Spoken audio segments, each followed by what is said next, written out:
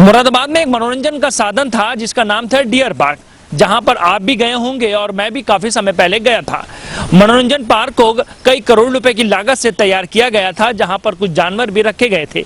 मुरादाबाद के नागरिक शाम को वहां पहुंचकर मनोरंजन करते थे और अपने आप में उस दृश्य को देखकर अच्छा महसूस भी करते थे, मगर समय बीतने के साथ साथ उसकी हालत बद से बदतर होती गई। आज हालत ऐसी है कि वहां जानवरों को ठीक ढंग से खाना भी नहीं दिया जाता है और साथ ही वहां की हालत दिन पे दिन खस्ता होती जा रही है। वन विभाग का ये कहना है कि अब इस यहाँ के जानवरों को दूसरी जगह शिफ्ट करने का काम किया जा रहा है और जैसे शासन के आदेश होंगे उस पर यह काम किया जाएगा। बहरहाल जो भी हो, डियर पार्क एक बेहतर मनोरंजन का साधन था मुरादाबाद में, जिसको लेकर अब वो बिल्कुल खत्म होता हुआ दिखाई दे रहा है।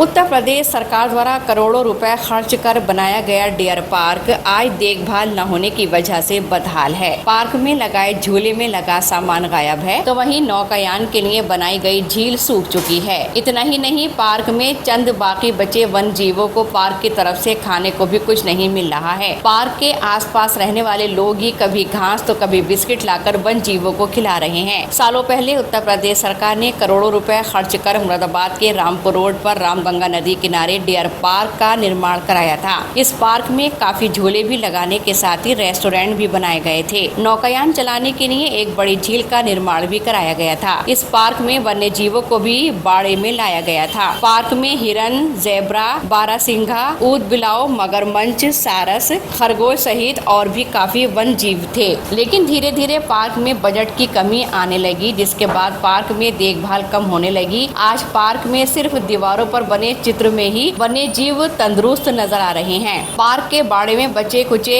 वन्य जीव खाना न मिलने की वजह से कमजोर हो रहे हैं। उनके शरीर में साफ वक्त पर पूरा खाना न मिलने का निशाना नजर आ रहा है। पार्क में बनाई गई झील सूख गई है, नाव गायब हो गई है, मगरमच्छ बाढ़ के पानी आने से बह गया, अन्य वन्य जीव या तो मर गए या फिर भाग गए। आज पार्क में कोई कर्मचारी भी मौजूद नहीं है। पार्क जंगल बना हुआ है। आसपास के लोग ही पार्क में बंद बचे वन जीवों को कुछ न कुछ खिला देते हैं। जैसे तैसे पार्क में बंद वन जीव अपने दिल गुलजार कर रहे हैं। मीडिया की टीम देखकर पार्क में अचानक पहुंचे एक व्यक्ति ने एक बुजुर्ग महिला को अपने साथ लेकर कुछ घास व पेड़ के पत्तों को लाकर खाना पूर्ति के नाम पर लाकर डाल दिए। वहीं इस मामले में पार्क प्रशासन का कहना है कि सुप्रीम कोर्ट की गाइडलाइंस के कारण वन जीवों को किसी सेंचुरी में शिफ्ट कर दिया जाएगा, लेकिन वो वन जीवों के भूखे रहने व पार्क की बदहाली पर कोई संतोषजनक जवाब नहीं दे पाए।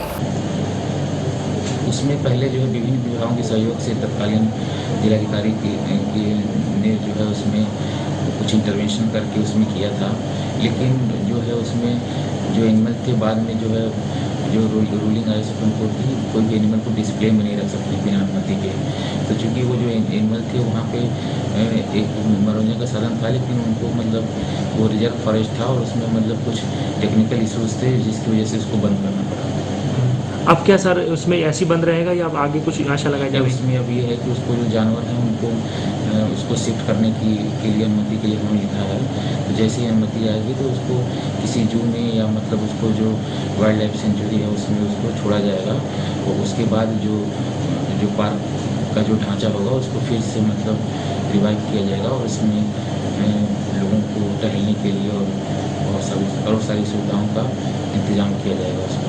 मगर कुल मिला के माना जाए कि डियर पार्क अब दोबारा चालू नहीं होगा, बंद हो जाएगा? नहीं, जो जानवर हैं वो जानवर बिना अनुमति के डिस्प्ले नहीं कर सकते हैं। वो तो कुछ जो जानवर हम लोग इधर से रेस्क्यू करते हैं उसको रखते हैं, लेकिन अब वो जानवर नहीं दिखेंगे। पार्क में तो बहुत सारी चीज़ें होती हैं, लेकिन हम बिना अनुमति के जानवर डिस्प्ले में नहीं रख सकते।